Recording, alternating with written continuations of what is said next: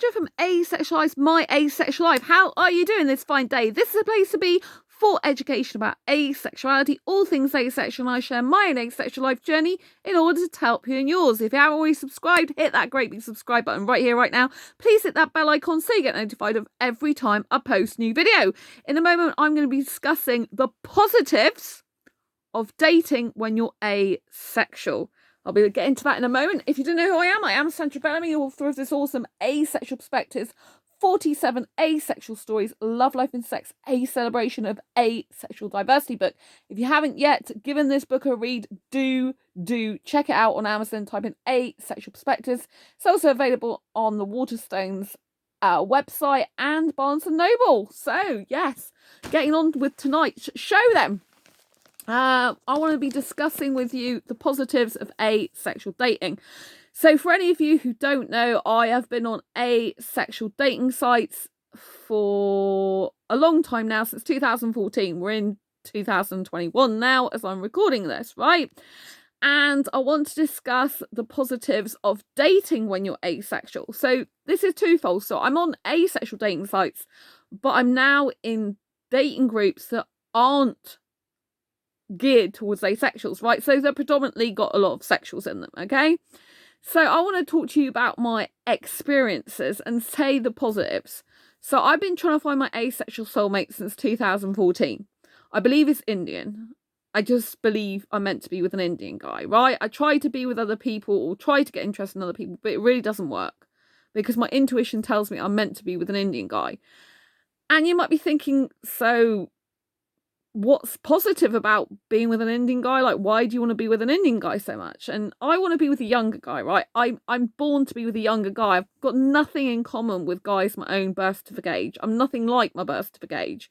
In fact, I'm on Facebook dating and most guys can't believe the birth certificate age I am, and they kind of think I'm not telling the truth.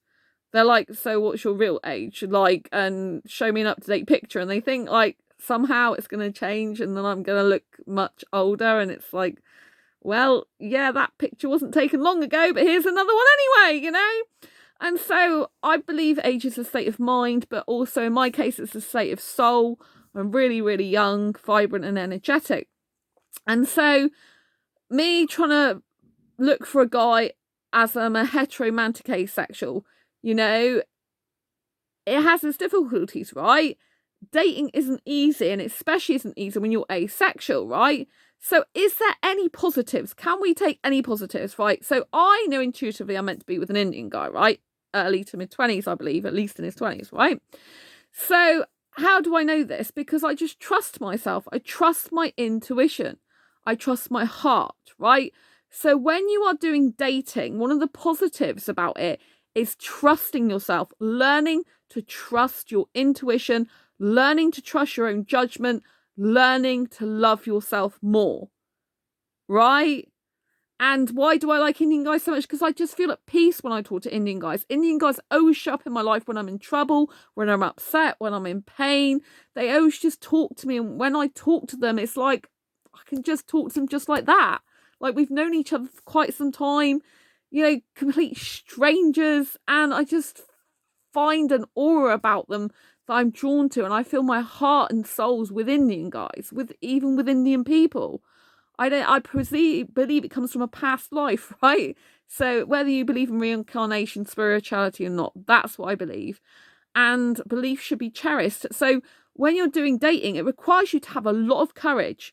So the positives are it requires you to have a lot of courage to date, right? It's not easy, right? It's a battlefield out there. It's a minefield out there. But if you can have the courage to keep going in spite of adversity, how much stronger do you think it's going to make you? How much stronger? Yes, that's right. Dating makes you stronger. Dealing with the rejections makes you strong. I'm so used to being rejected now, I don't care. It doesn't bother me. I get a little bit upset if there's a guy that I really liked and we can't be together, right? But I don't get so upset that I'm like, oh, I can't live or can't do anything again. I'm just like, I'm used to it. Another one out the door, next one in, right? So, you know, rejection makes you strong. If you learn to be happy and comfortable with rejection, it doesn't matter then if you don't end up with the guy that you're interested in, because it's like, well, I'm just so used to being rejected now that it doesn't matter, does it, anymore? And it kind of washes over you, you know, like before, years ago, I used to be the opposite of that. I used to need someone so badly, didn't have self-love, had to cling on to a guy. But now I can let guys go. So it's made me a stronger person. Even if I cry and get upset and in pain, it still means I can get through it and I can live another day and I can love again and I can open my heart again. Right, that is strength and courage right there. If you can do this too, and I know you can, despite what you think, you can do this.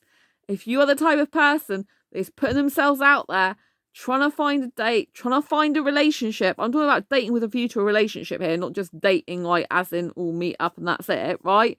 Dating with a view to a relationship. If you are in that position where you're trying your hardest, you keep going, just keep trying different things, right? We have to try different things. So it requires us to get out of our comfort zone, be courageous, be strong, be loving to ourselves, trust ourselves. We have to make judgments all the time about whether a person's right for us or not. Now, you might say judging people's wrong. It's not wrong if your safety's involved. You have to make calculated decisions and calculated judgments. When you're dating, you have to judge a person. To keep yourself safe, you have to be able to see if there's red flags. Right? 3 red flags and the person should be out the door. Don't entertain them. Gone.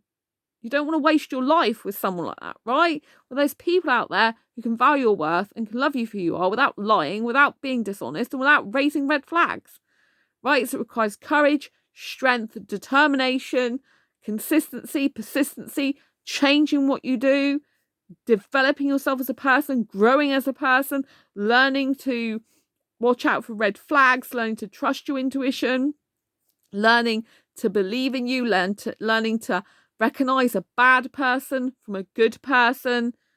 I can recognize people being bad in a relationship just from the text they write me, right? Some people are indifferent. They're not a bad person. They're just not suitable for me. But there are some people, and you can tell that they're narcissistic, for example. Just through me texting, when a guy tries to turn any situation around on you, that is a warning sign that they're a narcissistic. Right? So all you have to do is have a bit of a conversation. And if the person turns around and tries to turn things around on you, you know that's a red flag for narcissism, right? Just watch it. Just be careful, right? And I come across guys that I'm not suitable for them. They're not suitable for me. And it's no hard feelings, right? Not every guy's bad. Not every person's bad. But this is what I mean. You have to be able to understand that there are good people in the world. There are people that are nice, just they're not necessarily right or nice for you. So that's another skill to learn to let go, to appreciate differences, to understand that there's just no compatibility sometimes there, and you can let the person go and be on their merry way. But you had an interaction, right? I find Facebook dating sometimes like, oh my God, I need a break, right? And other times I find it fascinating. I'm getting to talk to different guys, getting to have some insight into their world in some ways. Not necessarily all the insight I would want or need, but it's like sometimes I just think people are doing superficial, shallow relationships a lot of the time. It's no good for me, right? But it's still interesting to see people's behaviour, to see the way people interact or not, as the case may be, to see how people talk to each other. You can learn listening skills, you can learn communication skills with dating, you can learn observation techniques. So you can learn observation doesn't have to be the person's right in front of you. You can observe their tone of voice if they send you voice notes, for example, through Facebook Messenger. You can observe their tone through their text messaging. You can look at the nuances of what they do in their profile pics or in their bios, right? You can read between the lines. You can see things, even if they're not screaming out. I mean, if a guy says, oh, I'm on here for fun, it's like usually means they're after sex. I'm not interested in that type of guy. If a guy's like, I don't take life too seriously, I'm like, fine, you're not going to take a relationship seriously, then are you? You're not for me. And, and they think it's fun. They think, oh, this is great. I'm putting I don't take life too seriously. It's like, you need to be taking life seriously enough to take a relationship seriously. If you ain't taking life seriously because you're not developing and growing yourself into a person, you're not for me. I don't want to be with someone who doesn't want to develop and grow themselves and who just doesn't take life seriously and thinks everything's a joke and ha ha laughs. It's not the type of deep and meaningful guy I want. It's not a deep and meaningful guy, you know? It's like a ha ha ha. You know, that's going to wear very thin quickly. If you're going to spend the rest of your life with someone, if you're looking for a serious committed relationship, that's not the type of person you want to be with. Right? It's the same as if people are putting casual relationship and long-term relationship in their profile. You know there's something wrong because they're contradicting themselves. And they'll make excuses. The number of excuses I've heard of, oh, well, I didn't realise I put that. It's like it's staring you in the face. You wrote the damn thing. You know, and it's, oh, well, really, I want a serious relationship. It's like, well, why didn't you put that then? You know? And so you get to learn how to recognise signs and patterns of people's behaviour. And so, you know, there's quite a lot of observational psychology and a lot goes into it. So I do like the online dating process to the certain extent of finding all these things out. But obviously there is a heartbreaking side as well. But we're focusing on the positives today, right? We're focusing on the positives. But one of the positives is for every heartbreak you have, you are closer to finding the right person for you.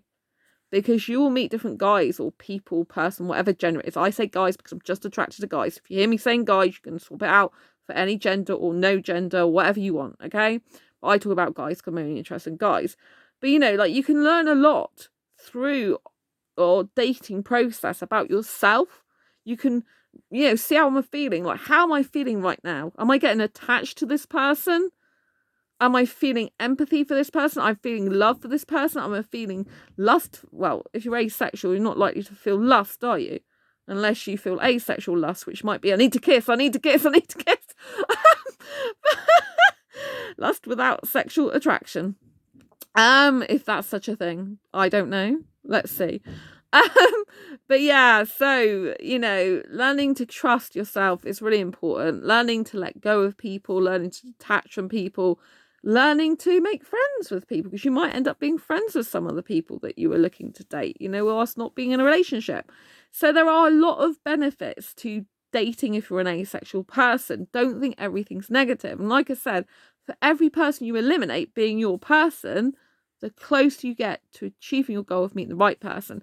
But we must always chop and change what we do, you know? So I guess in the future, I'm going to have to probably try other dating apps and do other things, you know? Who knows? But I think maybe I'll meet my guy at a business seminar, or he'll come and see me at a business seminar sometime. So I have that to look forward to in the future. I used to go to business seminars like loads of the time. So, but it would be nice to see me on stage in a business seminar. Good. Anyway, I'm going to love you and leave you for now. I hope you've enjoyed this video. I hope you see that there can be benefits to dating if you're an asexual person. I'd love to hear your thoughts and comments below. Please type them down below. I'm sorry if some of your comments have been deleted recently. I didn't delete them myself. YouTube have been deleting quite a lot of the comments, which I don't understand why. I can understand a few of them, because if you use the word sex in some of them, even if I put it in the title of some videos, you know, that gets taken off, or any type of like language of genitalia, right? But, you know, there's been comments like, you know, just caring comments from you guys and girls and whatever gender, you know, and I feel really sorry that they've deleted them. I can see them in notifications flash up, and like I had a bunch disappear. And I can often get an email from them. So I want to thank you for all your support. I want to thank you for all your comments. I really appreciate every single one of them. I am aware that they are going on here but disappearing. I love you lots. Please comment down below. Try not to include any sex words or anything like that. Just blank some bits out if you can. But like I said, I've had comments that have got nothing to do with that deleted as well. They're just like, you know, being nice to me. So I'm really sorry. As you know, I've only got access by YouTube via my phone these days. So I hope you're still appreciating the videos. I'm sure you have. I've had appreciation of some people for still doing this channel, despite the fact I'm locked out by iPad and desktop now. But I love you dearly. Big kisses for you. And I'll see you on the next video. Don't forget to post your comments below. Give it a thumbs up, because I can still get the thumbs up, and that really helps. Share it with anyone you think may benefit and want to hear from this. Lots of love. Bye.